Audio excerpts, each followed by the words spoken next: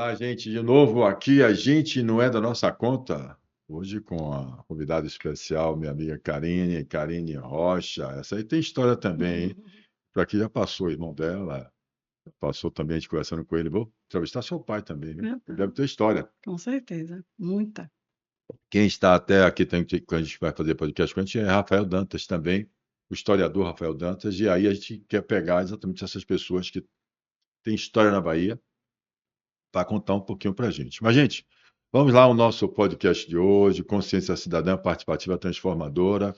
E a doutora Karine Rocha, ela ajudou muito, inclusive, a Fundação Paulo Cavalcante, inclusive, para não esquecer aqui, ó, o programa, desse projeto de lei popular, sai da iniciativa exatamente dela, né, com o nosso querido Yuri, Chips né? Yuri. É exatamente um craque que constrói junto com a gente esse projeto, que eu vou falar daqui a pouco com vocês também. Mas deixa eu falar primeiro aqui quem é essa moça maravilhosa que está aqui no nosso podcast. Karine Rocha é advogada e professora, com atuação na área do terceiro setor e da política social. É presidente da Comissão Especial do Direito do Terceiro Setor da OAB Bahia, inclusive sugerida e criada por ela própria. Tá? Isso aí eu estou dando. Não é isso aí? Está errado? E Sim. diretora da Associação Comercial desta casa da Bahia, Associação Comercial da Bahia, que a gente tem muito orgulho também. Integra, integra a Associação Brasileira de Mulheres na Carreira Jurídica e atua como diretora jurídica do Conselho de Segurança Pública da Pituba. Deve ser um trabalhão ali, porque a Pituba, minha amiga, está terrível. Mestre em Políticas Sociais e Cidadania e especialista em Direito do Trabalho e do Terceiro Setor. Vamos lá, tem mais, não para por aí não. Como conferencista, contribui na formação de profissionais, no debate sobre cidadania e responsabilidade social. Karine, seja muito, mas muito bem-vinda. É com muito orgulho que a gente aqui lhe recebe, ainda mais com a construção e com a ajuda que você traz contribuindo para a associação, né? Para não só a Associação Comercial, mas também para a Fundação Paulo Cavalcante, Sim. com o movimento de cidadania, movimento Via Cidadã. Seja bem-vinda, a casa é sua. Obrigada, Paulo. Obrigada. É um prazer, imenso. Primeiro, é falar do assunto que a gente gosta. É lógico, com vários desafios, mas falar de terceiro setor e falar juntamente com você, que realmente mobiliza e tem na prática, e tem demonstrado isso, a sua dedicação, exatamente pela mobilização cidadã. Já com 2 livros aí, então, mas não é só livro, você realmente tem tido a prática e sabe que é um assunto que merece, como esse podcast aqui é da nossa conta, ser tratado. Então, vamos para Vamos lá, vamos conversar. lá, vamos lá.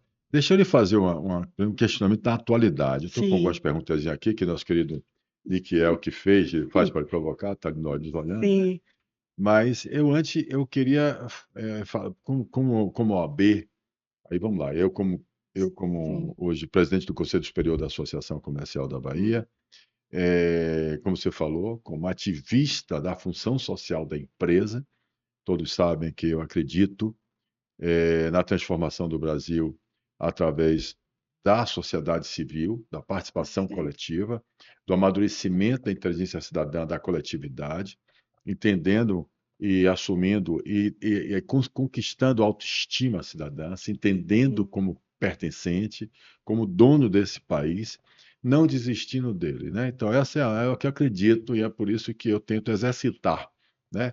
Exercitar exatamente a participação, a consciência cidadã participativa, ou seja, quando tivermos autoestima cidadã, entendermos que esse país nos pertence, compreendermos o direito que nós temos como educação pública, saúde pública, segurança pública, moradia e muito mais, que está na Constituição Federal, se entender que a gente paga por isso, já custa para a gente caro por certeza. isso, a gente então começar a cobrar, vigiar, exigir, né, participar Participar. de forma contributiva, de forma harmoniosa, né, de forma constitucional, republicana, como eu falo, a gente fazer as coisas caminharem e melhorar a vida de todos nós, cidadãos brasileiros. Perfeito. Então, você está vivendo hoje esse momento no Brasil terrível.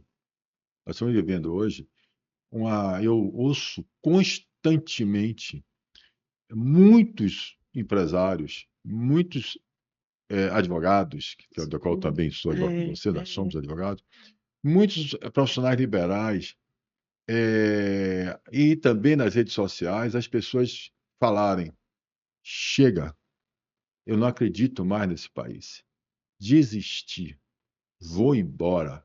Quem tiver seus filhos, que mandem para fora. E quem puder, que vá embora desse país. Esse país não tem mais jeito. verdade. Você também acredita nisso? Ou você não acredita nisso? Não, assim, dizer que esse sentimento nunca me pertenceu é mentira. Às vezes é desanimador. Ainda mais nós que estamos nessa frente. Você sabe disso como mais ninguém, né?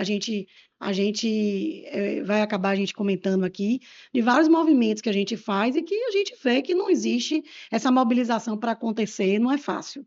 A gente precisa realmente de resistência. E ainda mais com a credibilidade de nosso país, das grandes instituições, que eu nem vou comentar aqui, mais importantes do nosso país, realmente não demonstram, não aparentam essa credibilidade como deveriam. Os lugares que mais deveriam dar exemplos não são esses que realmente fazem parte da nossa sociedade democrática. Então, as pessoas, além das pessoas ficarem confusas dos papéis dessas instituições, ainda, acima de tudo, a gente vive, é como você falou, as redes sociais estão aí, os escândalos também estão aí, É, para todos conviverem. Então, dizer que eu não tenho, nunca me pertenceu esse sentimento, é difícil, até porque eu é, tenho uma filha de 19 anos. Mas eu acredito que a gente precisa resistir, porque senão a exatamente. gente. É uma Parabéns. expressão assim, Parabéns, meio parabéns. corriqueira, mas senão a gente vai jogar a toalha, Exatamente. né? Você está certíssima e eu diria a você o seguinte: você está certa em tudo que você falou. Primeiro, no que ela falou, o terceiro setor, ela disse uma coisa que é pura verdade, né? Ela participou junto comigo, Yuri. Hum, Nós estamos aqui ainda e não vamos, como ela falou, nós vamos resistir, vamos insistir. E eu acredito que uma hora isso vai ser espontâneo. Uma hora, cada um do brasileiro que estiver assistindo, ou a gente mesmo, ou os nossos líderes das associações comerciais, federações, confederações de toda a classe produtiva, e do terceiro setor, os presidentes, os dirigentes do terceiro setor, vá abraçar essa causa aqui e entender que quando a gente quer fazer um projeto popular, copiando, Karine, copiando, a gente sabe disso, que a gente copiou a França, copiamos, né? Lembro que o sim, pegou para não ter sim, problema nenhum. Claro que adaptamos, óbvio, sim, ao Brasil, pedimos o SEBAS, né? Para ter o SEBAS e sim, tal, lembra pedimos, disso? Né? Mas olha mas bem, não posso esse projeto de lembrar. lei popular, por que criar um projeto de lei em que a gente pede, com tantos escândalos, com tantas corrupções, com tantos roubos, né, do governo, por que que a gente pede que as pessoas jurídicas e físicas que doarem Sim, para as entidades do terceiro setor, como as empresas do SUS, participa do SUS, as Santas Casas, como a Irmã Dulce e sim, a Santa sim. Isabel e outros, Matacão Gesteira e outros, Martagão Gesteira. que doem a essas entidades seu dinheiro que possa abater diretamente no seu imposto de renda. Por que que a gente fez isso, um projeto popular, não fez um projeto entregue dando a um deputado? A gente fez isso popular porque é exatamente a democracia participativa. É exatamente fazendo com que o cidadão brasileiro ele não desista do país dele. O cidadão ele tem a consciência de que ele pode participar de uma formação de lei, que basta 1% do eleitorado brasileiro em 5 estados brasileiros votarem. Só precisamos de 1.550.000 votos aqui na assinatura desse nosso movimento, né, que é participe.movimentoviacidadã.com.br, né? Vai ficar aqui embaixo escrito isso aqui, para a gente tocar o barco. E aí você assinando vai fazer com que aquilo que você pensa que não pode resolver, É. né, Candido, você possa resolver. Teve uma coisa interessante, eu sei que a entrevistada é você, mas eu não vou perder essa oportunidade não, que é legal, Sim, que é o seguinte, Chiquinho Scarpa, sim. lembra quando ele disse, acho que foi 2013, parece, ele disse que ele iria enterrar um carro. Ah, Você lembra dessa, lá do Rio de Janeiro? do Rio de Que Janeiro. ele disse que no jardim da casa dele, Ah, ele tinha um carro é. enorme, um carro valioso, não sei o que, qual era o carro. Sei que ele ia enterrar um carro importado que deveria valer R$ 1.500.000 na época.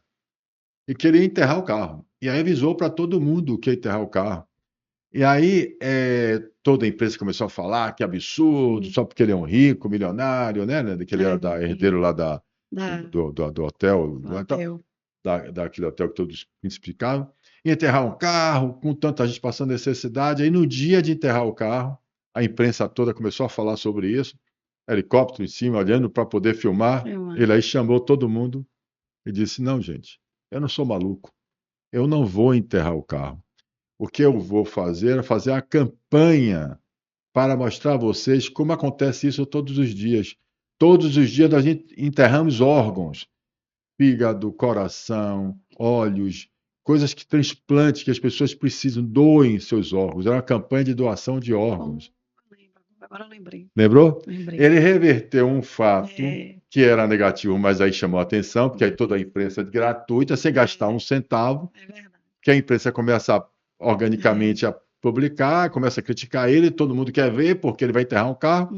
Quando chega no dia, ele faz: Não, senhor, eu não sou maluco, mas vocês enterram um órgão todo santo Campanha, dia, os olhos, coração, rim, poderiam doar, que né? doar, que alguém está morrendo precisando, e vale muito mais do que Salva um mais carro. uma vida. Não, e o valor para aquela pessoa é Sim, muito maior do que um muito carro maior, dele. tem nem Aí, a comparação. partir dali, não sei Eu se. esqueci dessa campanha. Bom você lembrar. Eu lembrei porque eu estou pensando em enterrar alguma coisa para as pessoas desse.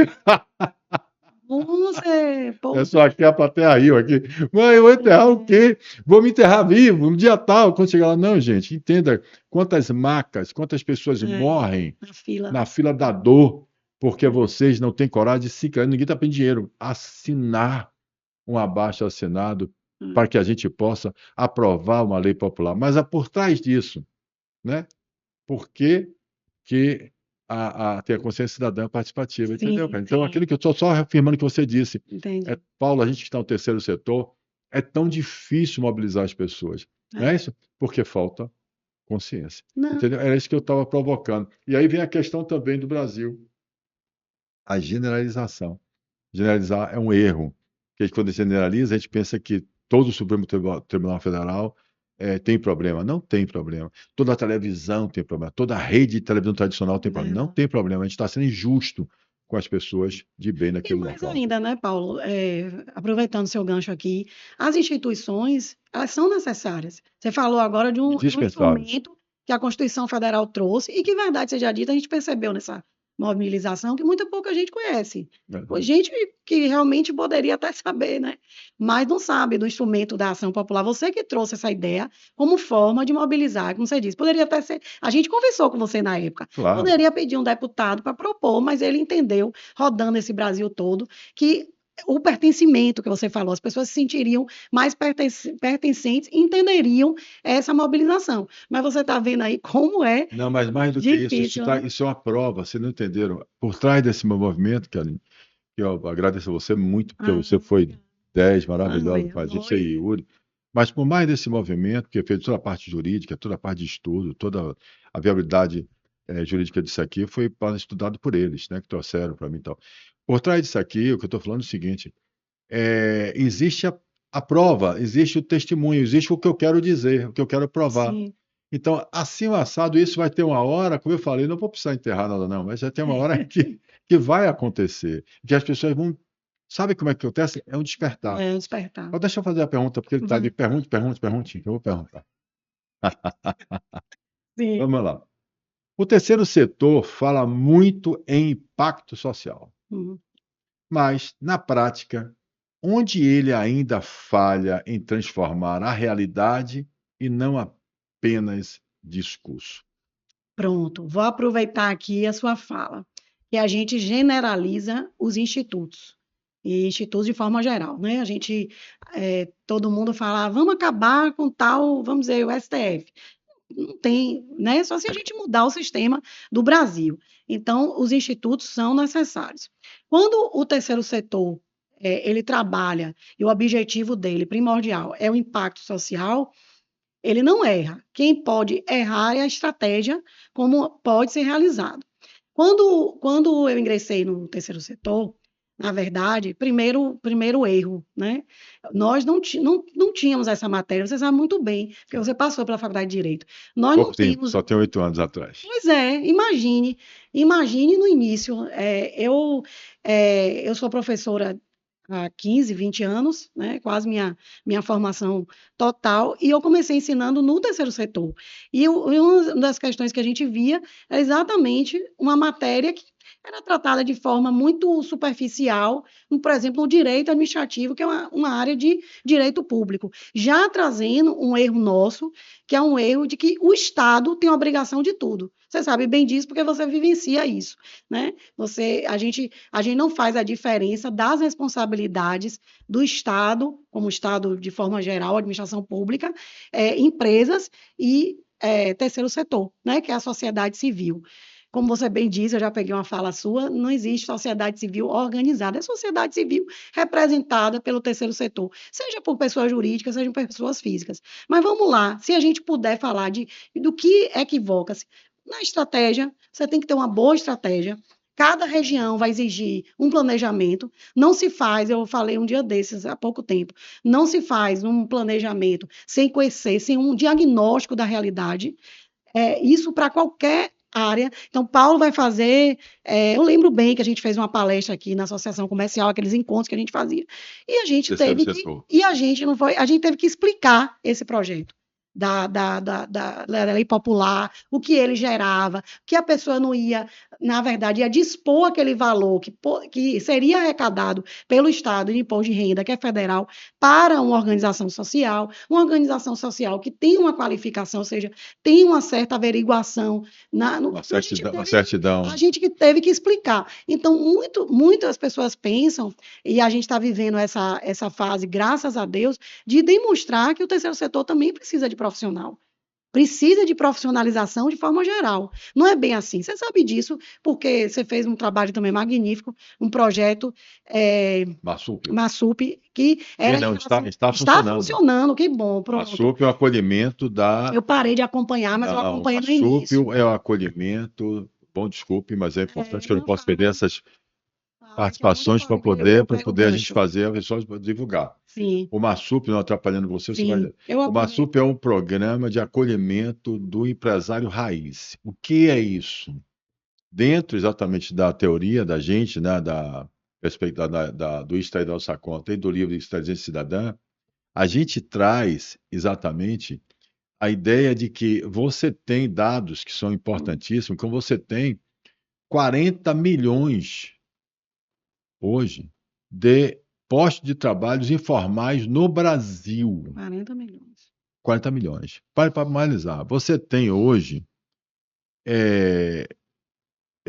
postos de trabalho informais. Você tem hoje, só para você entender, mais gente sendo assistida, olhe bem, Sim. pela Bolsa Família. Sim.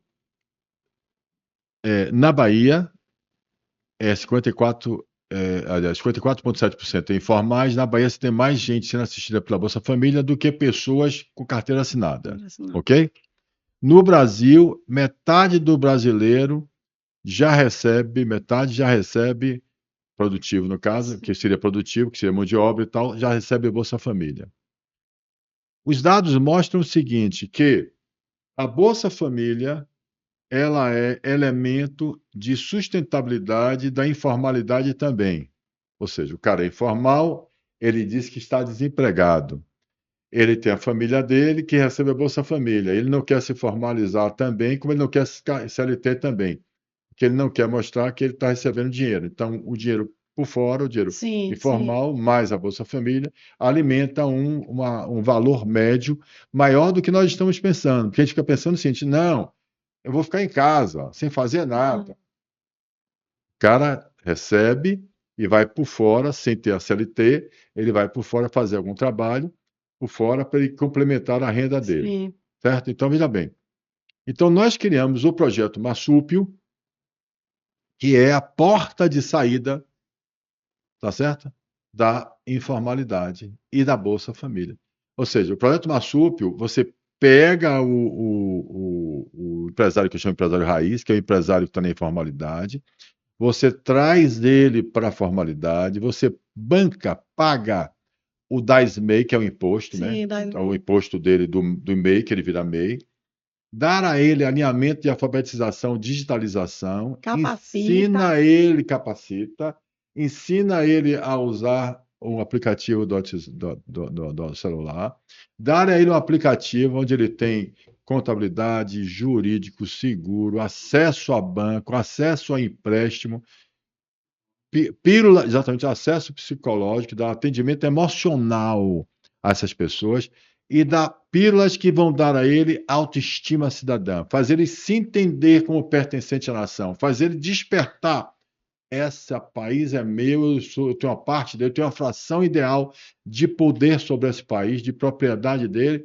Eu preciso melhorar de vida e eu posso melhorar de vida. Porque a autoestima cidadã diz o seguinte: eu posso ganhar mais do que a Bolsa Família, eu posso ter dignidade humana, eu posso me sentir pertencente a essa nação, eu posso encarar de frente porque eu estou protegido, porque eu tenho o associativismo, Sim. que é aí que vem a outra parte, eu tenho a classe produtiva unida me protegendo. Eu tenho a OAB para os advogados. Essa é a ideia. Então, veja bem, essa deveria Ele tem ser um assim. pilar, né? Ele sabe Então, que ele tem um pilar ali esta é a ideia do de Maçuco. apoio, né? Uma rede de apoio. Fizemos isso no subúrbio ferroviário. Eu tive uma reunião aqui das mulheres, foram depoimentos muito, muito, muito interessantes. E elas, esse pertencimento, você percebia o orgulho, a honra, principalmente das mulheres, eu digo assim, porque você sabe disso, que muitas são, né, são as chefes de família, então, Chefe, homem, patrão e tal. As tudo, mulheres é o tudo. futuro do Brasil. Eu estou dizendo para você, não é puxando o saco, não. É estratégico. Vocês vão ser e são capazes de mostrar a maioria para a transformação cultural da nossa nação, porque vocês estão dominando em todos os espaços e estão mais preparados do que a gente. É estatístico também. Mas termine que eu vou interromper. Sim, Estava falando desse projeto. eu estava falando desse projeto porque a palavra-chave é exatamente a capacitação e essa rede de apoio. Então, o que eu estou comparando aqui para fechar a resposta é que o terceiro setor, se a gente disser que falha, falha como qualquer outro instituto, porque existem pessoas muitas vezes não capacitadas. A gente acha que o impacto social, eu acho o Brasil, ainda por ser um país muito jovem, mas somos muito imediatistas. Nós achamos que um projeto desse, uma SUP, isso tem anos, viu? Eu me lembro bem. É porque tá passando, o tempo passa muito rápido. Mas Paulo sabe, se fosse falar de projeto aqui, você sabe o tempo de amadurecimento que isso tem, o tempo de que você vai aprimorando de acordo com o público-alvo que você vai trabalhando, porque trabalhar com pessoas, você não tem uma receita matemática, uma equação tão simples. Vou fazer um parêntese aqui, porque como eu trabalho diretamente com associações, na maioria das vezes, e advogo realmente, assessoro juridicamente, essa assessoria muitas vezes vai além do jurídico. E aí é muito interessante porque as pessoas falam assim, Karine, precisa dessa atuação, é uma equação tão simples.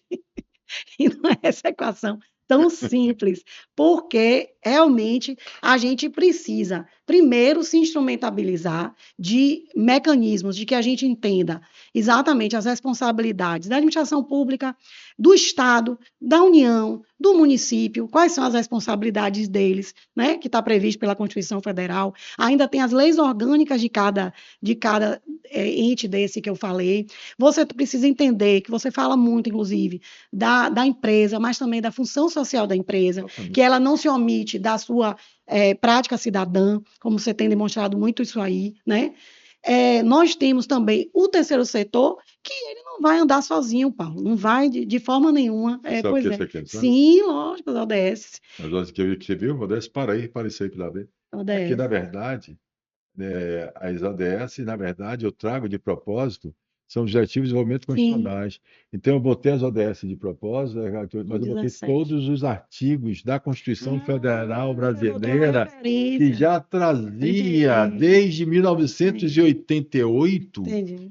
que já estava na Constituição Federal Brasileira como pacto nosso social, como Sim, sim. convivência e obrigação nossa, Artigo 225. todos os artigos, vida na água, artigo Uhum. 325, parágrafo primeiro, inciso quarto, quinto, desculpe, sexto, vida terrestre, paz, justiça institucional, todos, Tá saúde e vendo? bem-estar, artigo 196, Interessante. 205, educação e qualidade, todas as ODS que a gente começa a falar, a discutir a partir de 2015 com o Pacto Global, com a Ressaltar, ONU, como você falou, global, ONU, isso aqui é mundial, viu, gente? mundial, Não é mas olhe bem, é só do mundial, olhe Brasil. bem, mas é um pacto mundial que não está em nenhuma constituição, a não ser na É, nossa aqui, desde é 88. verdade. Desde 1988, que É ela já bastante. trazia todos esses artigos. Nós nunca tivemos a oportunidade, como você falou da faculdade, de nos chamar a atenção para isso. É verdade. Nunca virou uma ODS, nunca É. virou a ODS, é o, diga aí, Diretriz de Desenvolvimento Não, Objetivo de Desenvolvimento da Constitucional, tá certo. a do Constitucional, é o nosso, É o mas o nosso, né? ODS Sustentável. sustentável, não é isso? Sustentável. Então, o que Pode levar. acontece? Então, o que acontece é o seguinte: Não. isso mostra a questão da É, nossa infantilidade, da nossa inteligência cidadã. Isso mostra quanto nos afastaram de percepções que a gente vai valorizar quando vem de fora, quando vem da ONU. mas muito pelo que você falou, você fez a primeira pergunta para mim, foi essa. Você tem um sentimento, né, que eu até disse, jogar a toalha de mesmo, pegar a mala e ir embora. Mas a gente ouve muita gente. E muito. Quem de vocês, todos que estão assistindo aí, que virão nos assistir, leram a Constituição Federal? Isso aí. Né? Aí você vai dizer babaquice, porque ninguém respeita. Gente, primeiro, só vai respeitar se estiver na lei.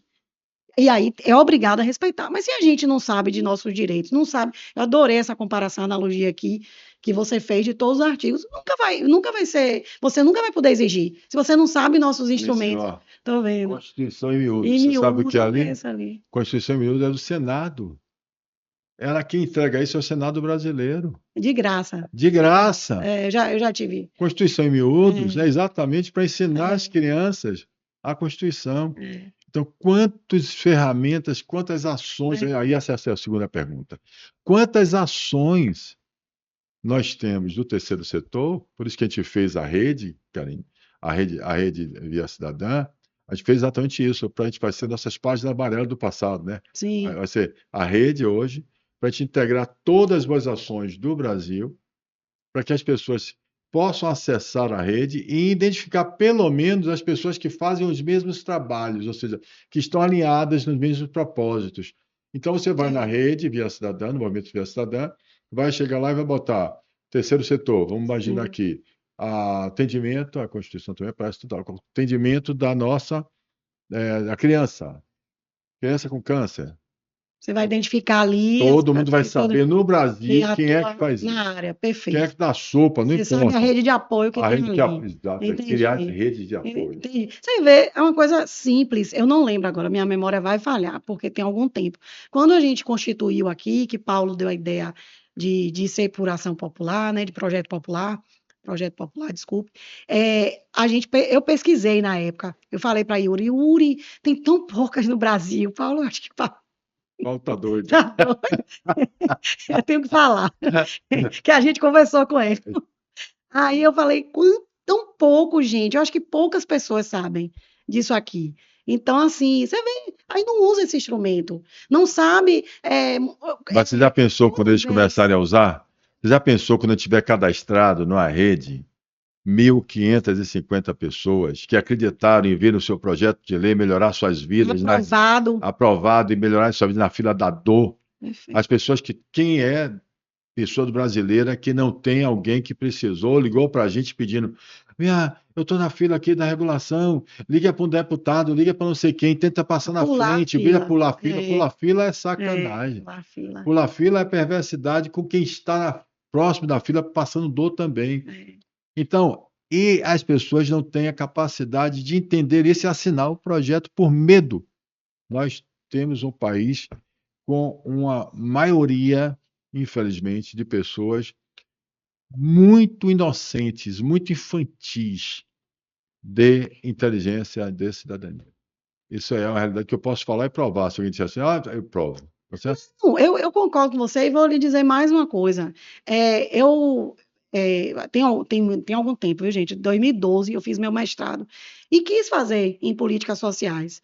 Graças a Deus a vida me permitiu e eu fiz na Universidade Católica. Mas fiz com vontade de realmente atuar, né, na questão da envolver, me profissionalizar nas políticas sociais. E na época, eu nunca me esqueço, debatendo, a gente debatendo, eu falei, gente, quem já foi para audiência pública? Aí minha professora, na época, Joseane, ela pegou e falou, eu fui.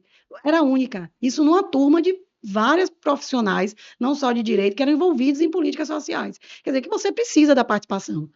Audiência pública, gente, é para você aprovar uma política pública, para você participar, para você ser ouvido. Se você vai, o município, por exemplo, vai ser obrigado a realizar. Mas se você não for, ele vai lhe prestar contas ali. Então, quantas pessoas já viram uma prestação de contas dessa? Mas eu vou perder meu tempo. Se você for por aí. Tá lembrado que eu falo que a gente não desce nem para reunião de condomínio, não. Verdade, Vamos verdade. lá, minha segunda pergunta, posso? Ah. Vamos lá. A relação entre Estado, empresas e terceiro setor é cooperativa ou dependência disfarçada de parceria? Depende, pois é. Eu vou aproveitar aqui e vou colocar algo muito importante que trata muito desse projeto, para chamar a atenção de vocês. Semana passada, estava numa reunião, fui convidada pela nossa presidente da Federação de Santas Casas de Misericórdia, que é Dora Nunes, você conhece. Eu E, estava viajando, eu era para estar lá, viu, Dora? Desculpe aí e não ter participado, eu estava viajando. foi lá no Foi Coco convidado, obrigado. realmente, se a gente pensar, né, na dimensão que a Bahia tem, deveria ter ido muito mais pessoas, mas a gente foi discutir o financiamento do SUS, que é o que trata aqui, gente. Essas chamadas filantrópicas, elas são chamadas filantrópicas porque elas atendem grande parcela da maioria totalmente gratuito. E do SUS é gratuito por ser obrigatório. Esse financiamento do SUS, Paulo, na sua maioria das vezes, eu não vou dizer um percentual, mas vou chutar que 90%, ele não consegue atender ao número de pessoas que chegam. Nem reajusta os valores. Perfeito. E foi tudo isso discutido, uma palestra sensacional do nosso médico, né, sanitarista, doutor Ren, mas o que ele trouxe foi uma tabela hoje, que é um para se estudar aqui na Bahia, para a gente, a secretária de Estado estava até lá, de saúde, para que a gente faça um movimento aqui, para que a gente estude e traga, porque assim, hoje, na verdade, essas entidades, você falou aí várias, Martagão, as Santas Casas, né? Elas têm, na verdade, uma busca de captação de recursos muito grande e que pesa muito, porque ela não pode dar um atendimento de qualidade, e realmente a gente sabe disso, que as filas estão aí da regulação. Então, e são instituições, eu pecaria aqui de falar o nome, porque não são só essas, mas as que eu já passei um dia conhecendo, eu digo a vocês que vale a pena você ir e conhecer, para você saber. Aí você vai dizer, onde é que está essa pergunta que você me fez? Eu vou chegar lá. Que vocês percebam a profissionalização e a dedicação desses profissionais de, por exemplo, captar máquinas, né? Tem um tratamento de câncer pediátrico, que, por exemplo, o Martagão faz muito bem. Visitamos O juntos lá na GAC, fundação, né?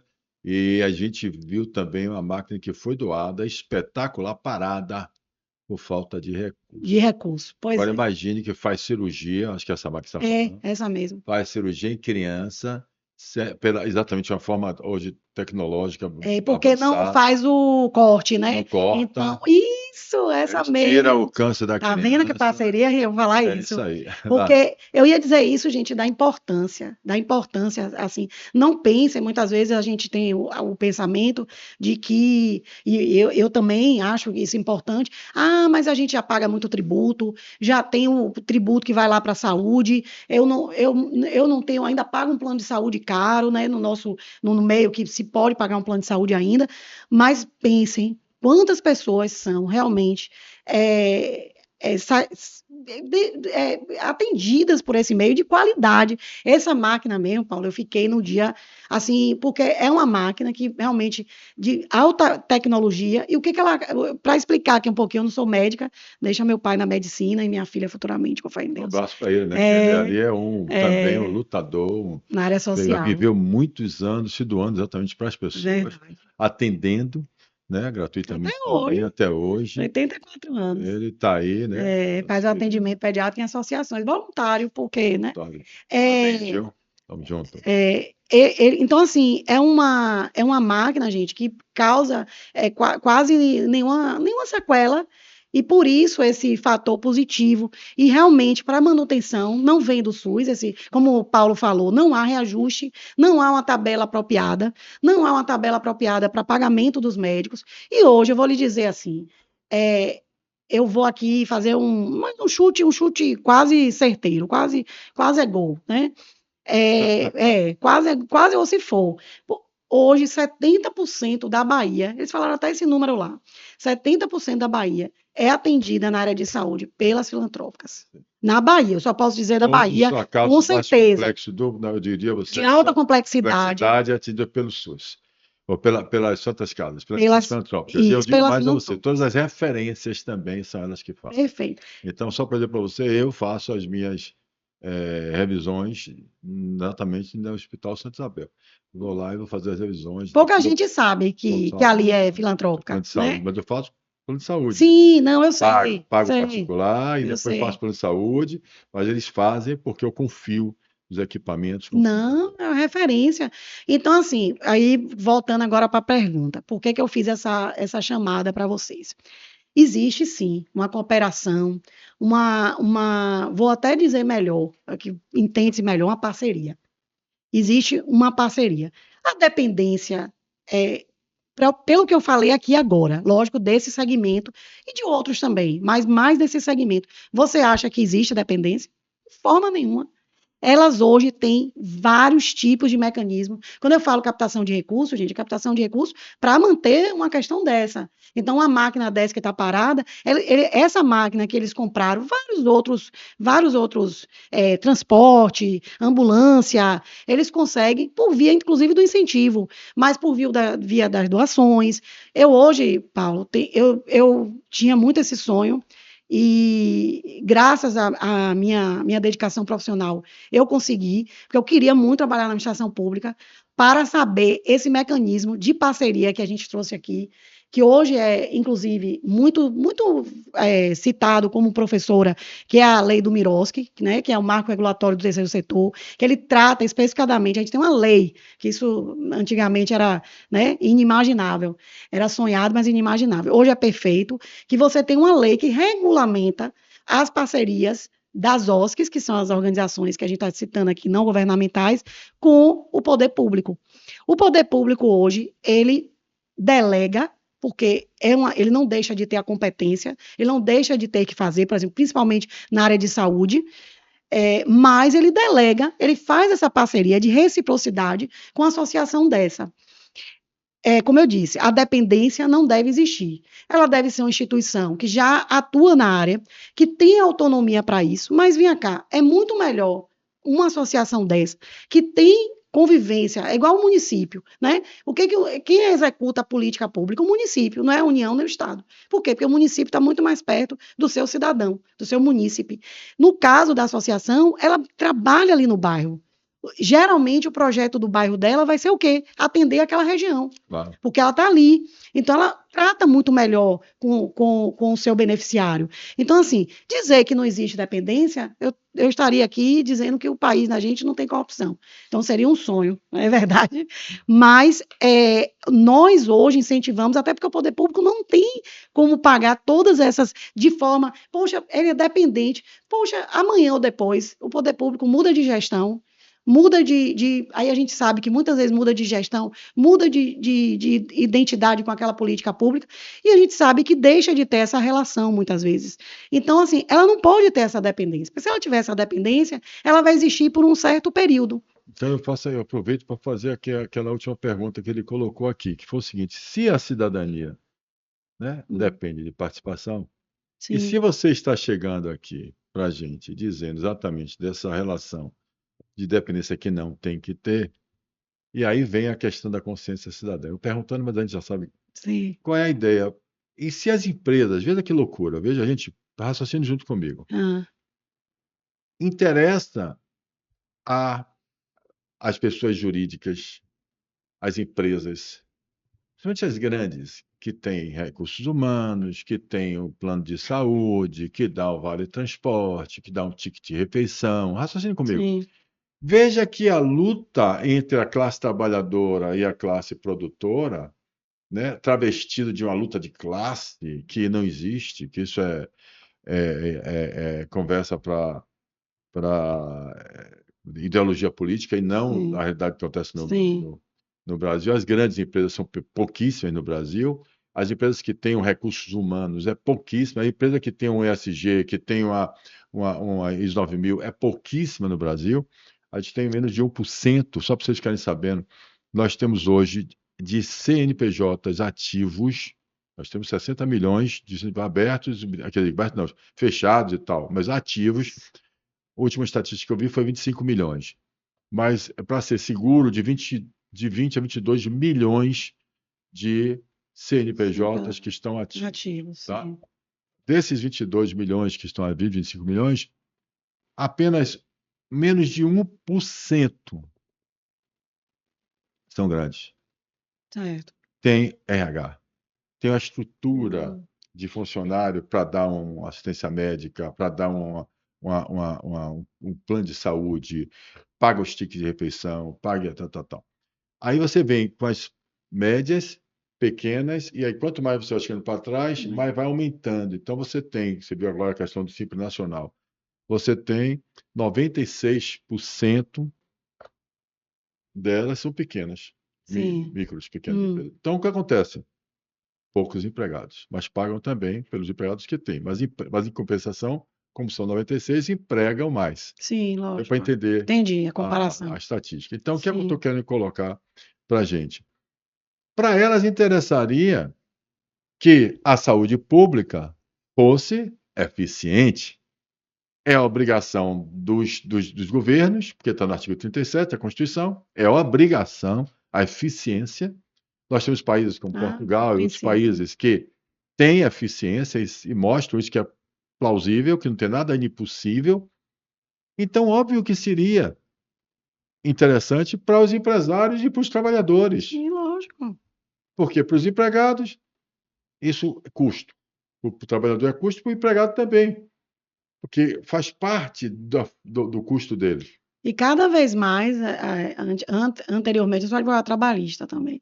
As empresas custeavam esse plano de saúde, era uma coparticipação, mas a maior parte, 90%. Hoje, cada vez isso está menor, porque você sabe que os planos de saúde estão caríssimos. Caríssimos. E olhe Então, bem, não tem e como caríssimos e também começando a ficar ineficientes. ineficientes, Ainda tem perfeito. isso. Então, o que acontece é o seguinte: aí você tem um terceiro setor, com entidades como o Hospital Santa Isabel, Irmã Sim, Dulce, e tantos que a gente tem aí, maravilhoso, Martagão, Instituto dos Cegos, sim. espetacular, Marta, espetaculares já estão. Eu diria a você que nós estamos, aquele de Brotas, que é o nome dele, e ali em Brotas também, né, Aristide Aristides, Valtejo, para eu não esquecer, porque aí termina, né, ficando mais na cabeça. difícil. São administrações excepcionais, pessoas Profissionais, profissionais, pessoas que se doam. Você encontra pessoas que vibram, que fazem aquilo sério, por amor. verdade. Então, veja bem, aí consegue dar uma maior eficiência. Sofrem por não atender mais. E tem que fazer a política da boa vizinhança com o governo para receber, ou com o deputado para receber uma emenda, receber uma grana para vir, senão não vem. Olha que loucura acontece no Brasil. Aí eu volto para você de novo, minha querida Karine. E por que não assinam o projeto de lei? Porque não fazem a campanha junto, as próprias empresas. Você fala, que você falou, aquilo que você deu até risada, de Fiore. Paulo é louco. Ninguém conhece o projeto popular. Nós só temos 3 no Brasil nesses anos todos de vida É, do Brasil. E Paulo inventa isso? Invento. Por quê? Porque essa insistência é batendo nessa tecla aqui. É alguém que vai lhe ouvir, que ouve ali, tal, tal. É esse monte de ferramentas, de programas, de falas que nós já temos. Você sabe que isso aqui não é feito à toa, não. Tudo que a gente faz tem por trás um planejamento estratégico. É uma coisa que eu sou. Vão procurar um cara bom, mas vão achar difícil encontrar um cara melhor do que eu, do que é estrategista, sabe? E eu não podia escolher um desafio que fosse um desafio fácil, né? Reconstruir empresa, passar pela operação alquimia, ser preso e ainda bem de tudo novo, isso, né? ter resiliência, capacidade, autoestima, isso aí já está normal, É. né? Segundo minha família, minha mulher, meus filhos fazem, ser modesto, beleza? Eles brincam, viu assim? Não é muito modesto, essa gravidade, estou brincando, mas, gente, o que eu quero colocar é que é um trabalho de transformação que precisa de loucos, sim. Precisa de pessoas que são chamadas de loucos, precisa de lutadores da. Como é que chama aquilo que o pessoal fala, que é aquele que luta contra o catavento? Donks. Não, que... Exatamente. Que luta contra o catavento, que é louco. Precisa das pessoas acreditarem que pode transformar no Brasil, não desistir dele. Então, essa seria a cidadania, a participação e como podemos quebrar, a pergunta que ele fez para você, foi, como podemos quebrar esse ciclo? Como podemos quebrar esse ciclo? Como é que a gente pode mudar isso? Estamos quase praticamente nós dois juntos aqui nessa luta, né? Não, tem muita gente boa. O que a gente fica triste é que a gente vai para os mesmos lugares. Se você for para os mesmos lugares, você falou aí, eu não tenho como não falar. Meu pai é uma pessoa que, na verdade, meu pai, ele é médico, mas ele deixa um pouco a medicina para ser um gestor público para a Legião Brasileira de Assistência, na época. E, na época, foi deputado, não foi? Aí ele vai para o Legislativo, como deputado estadual, mas ele faz uma grande gestão na Secretaria de Trabalho e Ação Social do Estado, da Bahia, na época do governo de Paulo Souto. Imagina, Rocha. E assim, sabe quem é Heraldo Rocha, é meu pai. Heraldo Rocha, Eu chamo meu dela, pai, né? Heraldo Rocha. Mas assim, por que eu fiz essa referência? Porque hoje meu pai está com 84 anos e a gente. Novo, menino. E a gente honra a presença de meu pai. Meu pai já está aposentado, no bom sentido, da política, não totalmente, porque não se deixa a política, até porque um cidadão político é muito importante, mas não está na casa legislativa mais atuante. Mas assim, porque eu chamei a atenção disso? Porque eu levo meu pai para os eventos e meu pai fala as mesmas pessoas. São as mesmas pessoas. Então, assim, Paulo foi uma pessoa que eu conheci já tem algum tempo. Mas, assim, você pode ter certeza, essa caminhada toda que você está fazendo, mesmo no Brasil, se você for daqui a uma reunião de novo, você vai encontrar as mesmas pessoas. Então, assim, são os resistentes. Por isso que eu acho que você se qualificou aí muito bem, porque eu também me qualifico dessa forma. Hoje, eu digo, como você falou, planejamento estratégico, todas as referências, eu digo muito que a gente precisa aprender com as empresas, e aí você está meu irmão também, que é Fábio Rocha, que realmente é do lado empresarial, mas conselheiro da Fundação Paulo Cavalcante. Tem a ver... Conselheiro responsável pelo treinamento de Cris, que é hoje a nossa diretora institucional, exatamente, ele é mentor institucional da Fundação. Fez um excelente trabalho.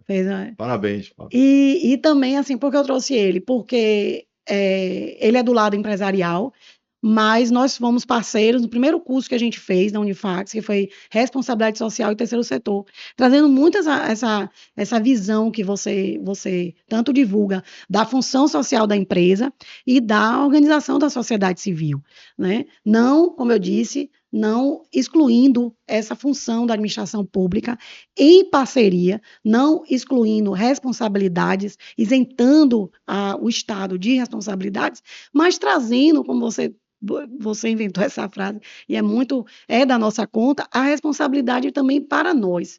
Né? Nós, como cidadão, como qualquer cidadão, como cidadão do nosso condomínio, como cidadão do nosso bairro. Ó, Paulo, eu vou dizer aqui, eu lembro tanto de você, como sempre.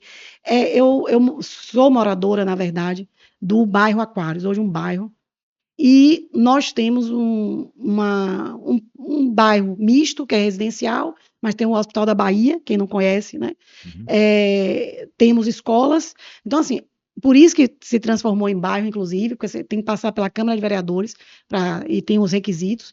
E aí a gente conseguiu transformar em bairro, mas para ter a noção, o censo que é de IPTU, de do que circula lá de mercado, né, de tributação. A gente está fazendo esse levantamento agora, mas assim, como as pessoas, quando a gente convida para ser voluntário, se você não está criticando, a gente adora, vamos aqui participar, venha participar. Como as pessoas aí percebem a dificuldade, e as pessoas não têm noção do associativismo, principalmente de bairro, que o associativismo de bairro não é a diretoria da associação que é atuante, ela tem que ser representativa, mas se todos os moradores ali não foram participantes, não vai adiantar. Excelente. E eu vivencio isso diariamente, todo dia. Boa essa fala, viu? Todo dia. Eu vivencio isso todo dia. Então, assim, eu deveria falar isso aqui todo dia, é da nossa conta, gente. Meu amigo, minha amiga, eu quero dizer para você assim, sua fala foi extraordinária, certo? Extraordinária. Por quê? É o que eu estou defendendo aqui agora, exatamente agora, no associativismo. Sim, A semana passada, eu falei sobre o grupo de pressão. sim. E chamando que grupo de pressão não é oposição, nem é luta, nem é grupo de porrada, não. Grupo de pressão é um termo que a gente aprende tanto no direito como também na ciência Política. política, como sendo exatamente o grupo organizado, o associativismo, seja ele, como você falou, do seu condomínio, do seu bairro, seja da sua cidade, do seu município, do seu estado, ou pode ser uma associação comercial e empresária, como é o nosso caso. Sim, O grupo de pressão é exatamente quando e tem um vídeo no Instagram que eu fiz a fala e que o Lucas, que trabalha com a gente também lá, ele fez o arte de botar, ele bota o rei caindo, né, tal, então ficou muito legal, porque sim. ele mostra que a questão visual dá para você entender melhor. Ele fala, quando a gente estava no final do século XX, ali para o início do século XIX, para o início do século XX, quando começa termina o absolutismo e começa a entrar o Estado Democrático de Direito, Sim. surge o termo grupo de pressão, É, com a né? Como Revolução sendo o seguinte: Francesa. você É. tem que entender que o poder emana do povo, mas o povo é um coletivo muito grande e você é construído de várias unidades, que é o cidadão. Então, o cidadão isolado ou o empresário isolado perante as instituições públicas estabelecidas, como os três poderes e todas as instituições, governo e tal, existe um vácuo, existe um espaço muito grande. E que o grupo de pressão é a ferramenta de democracia que vai ocupar esse espaço para essa comunidade tamanha e com tantos interesses tão complexa possa manifestar seus interesses em conjuntos para que seja atendido pelo governo. Então, não basta em 2 anos você ir lá e votar, votou e aí acabou, porque o que acontece é o seguinte: o que acontece no Brasil? O que acontece no Brasil, que é verdade, né? É que você vê o político indo para o bairro, indo comer cachorro quente com você, o pão, o pastel com a cerveja e tal. Caldo Na de época da cana. eleição, abraça, carrega a Sim. criança pode estar mijada, pode estar, ele está lá e está fazendo tudo. Quando ele se elege, que você está na rua, sem você entender por quê, vem um bocado de motoqueiro, trava uma rua, interrompe outra rua, para o carro daquele representante que você elegeu passar na sua frente, porque o tempo dele é precioso. Ou você nunca foi parado pelos motoqueiros parando a rua? Sim, para. Parando a rua. Hum. Você tem seus compromissos, você tem que ter suas obrigações, você paga seu imposto, mas você, cidadão, que tem o poder, é parado por um policial que você paga, porque o governador, o prefeito ou o presidente, ou alguém que vai passar naquele momento, um juiz vai passar, precisa passar na sua frente, porque ele tem que cumprir o horário dele, como se nós não tivéssemos que cumprir o É horário, como verdade. se aquele tráfego não fosse nosso. Também, né? Isso é uma vergonha, isso é um absurdo. Espero que um de vocês escutem e entendam que vocês não podem parar o cidadão que elegeu vocês para você passar na frente com a moto. Eu posso parar a tempo, eu tenho que passar com o meu carro preto, cheio de luz, com a polícia e o policial ainda ali. Você que reclame alguma coisa. É verdade. Então, ainda bem, esse é o espelho do Brasil. Então, como é que você faz para que ele sinta quem é que elegeu ele? Você sabe o telefone da pessoa que você elegeu? Você liga para ele e ele atende? Então, qual é a questão que eu estou chamando aqui?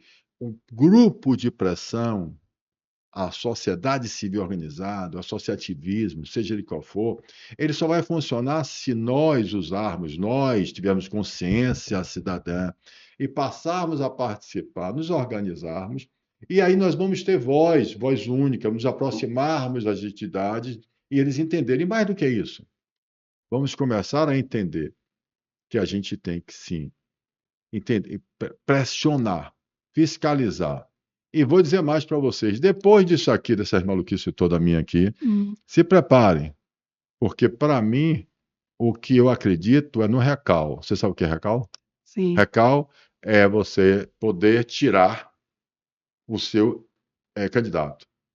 A sociedade, acontece isso muito municipalista, né? Ou seja, quando vem, os Estados Unidos tem, a Sim, Suécia tem, sim.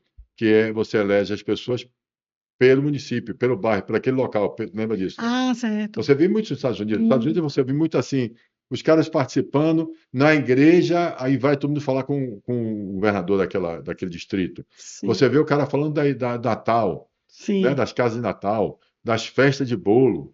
A sociedade participa de tudo, né? Faz campeonato, não é verdade? Isso, É. então, olha bem.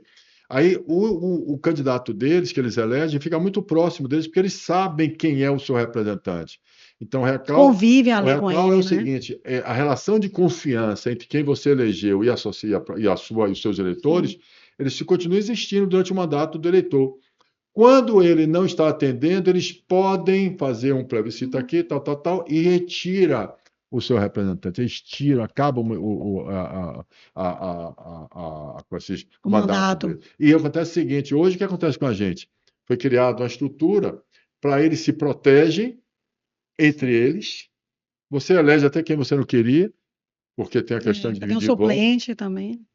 né? Então, É, democracia, Estado Democrático de Direito, ele exige o eu responsável, o eu atitude, o eu transformador. participação. Existe a participação de cada cidadão. E sem educação cidadã, não existe como a gente chegar lá, porque as pessoas não se sentem assim. Não é culpa. A maioria do povo brasileiro, como eu falei aqui, não tem sentimento de pertencimento. Se puder sair daqui, pegar um diploma, um diploma, não, a cidadania americana, italiana, portuguesa, o que for, espanhola, para se mandar daqui, eles querem fazer. Então a gente precisa resgatar isso. Mas, Karine, desculpe, Não, foi terminei ótimo. eu falando mais do que você. Não, Como sempre, né, não, gente? não. Eu Como assim? falo pra caramba, né? Não, não, foi ótimo. Mas me diga, fale aí, o que é que eu teria que perguntar mais a você aqui? Não, eu só quero, de tudo que você está falando aí, já que a gente está falando muito dessa participação cidadã, de instrumentos democráticos que a gente subutiliza, que você aproveitou aí como o projeto, né, popular para fazer essa grande proposta para o terceiro setor, para a melhoria da saúde das filantrópicas. A gente tem também, Paulo, algo que eu tenho vivenciado muito, os conselhos de política pública. Os conselhos de política pública, Conselho? sexta-feira, são chamados conselhos de política pública. O que são esses conselhos? Em cada área, assistência social, meio ambiente, pessoas com deficiência, é, idosos, né? Cada área dessa, cada segmento, você pode criar um conselho. Esse conselho, ele é paritário, ou seja, tem representantes do governo, sejam municipais, sejam estaduais e nacionais, e as organizações da sociedade civil desses segmentos. E eu comecei como estagiária da Fundação Zé Silveira em 96, e foi a primeira vez que eu participei do conselho. O que eu imaginava? Que durante esses 26 anos, 28 anos, 29 anos, isso teria muito melhorado, aprimorado, que as pessoas entenderam que isso é muito importante para a formulação de política pública, para a deliberação sobre orçamento. E aí o que a gente vê? Esse instrumento esvaziado, não tão aproveitado assim. Então, os conselhos estão Os esvaziados. conselhos estão com pouca Conselho do. participação da sociedade civil, porque da parte governamental é obrigatório. A secretaria indica os representantes e é obrigatório. Nós, como OAB, a gente tem tentado participar desses conselhos mais ativamente. Eu já participo do Conselho Municipal de Pessoas com Deficiência, o que tem sido uma luta muito, muito interessante sobre acessibilidade, conversa com o Ministério Público, diálogo realmente, né, para que a gente melhore a acessibilidade como um todo, para toda a população, todo o segmento, que nós somos todos vulneráveis, sempre temos alguma vulnerabilidade, né? Então, assim, um dia vamos ter.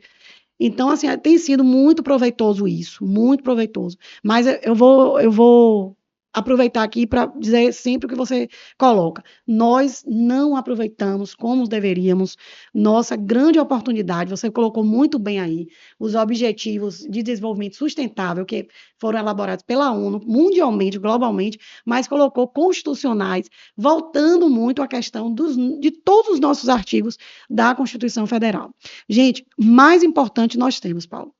Porque se nós não tivéssemos essa grande Constituição que foi chamada, né, por Ulisses Guimarães na época de Constituição Cidadã, aí que eu não sei, aí eu acho que eu pegaria minha malinha e Não, iria, não para os Estados nunca, Unidos, não, para os Estados nunca, Unidos, nunca desista não, não. do seu Eu país. digo isso porque, assim, se a gente não tivesse uma base, como realmente tenho essa conotação mais político-jurídica, porque sempre político, se a gente não se envolver politicamente, quando eu digo politicamente, não é partidário, não, é político mesmo, sabe? A gente precisa estar conversando, essa questão, você foi para o legislativo, você foi conversar, Foi, foi para o Congresso, foi né? Portugal. Então, assim, a gente precisa, quando a gente fala cidadão, parece simples falar na inteligência cidadã, mas não é. Realmente é complexo.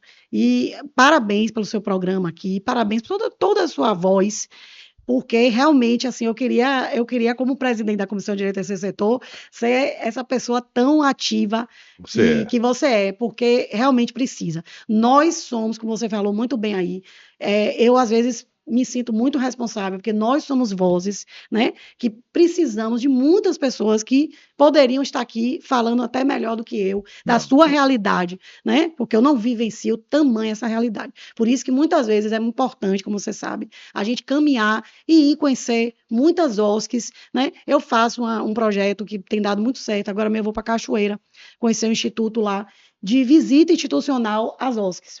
E levo as pessoas da minha comissão e quem quiser ir, comparecer.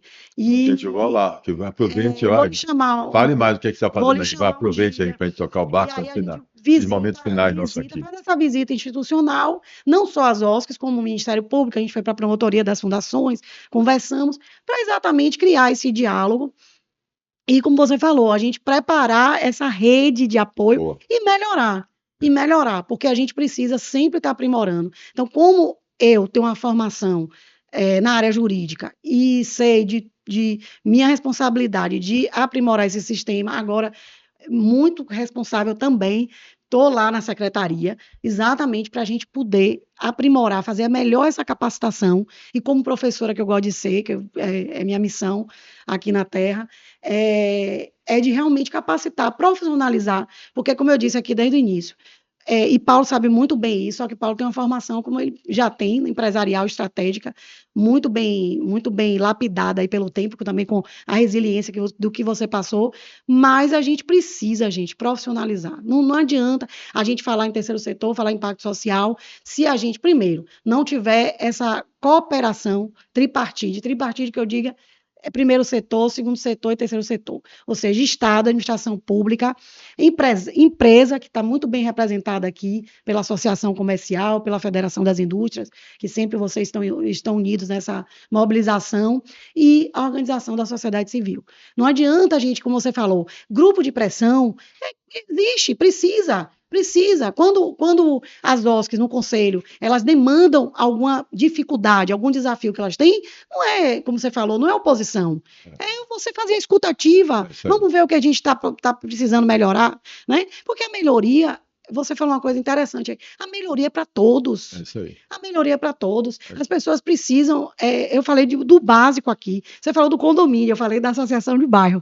A gente precisa entender que nós temos, primeiro, várias gerações, né? Nós não paramos pela gente. Então a gente precisa se preocupar com as futuras gerações. Você já tem neto, né? Tenho 5, maravilhosos. Meu Deus do céu, nem sabia que era assim. Então, assim, a gente precisa se preocupar com as futuras gerações. Então, qual é o legado que você quer deixar?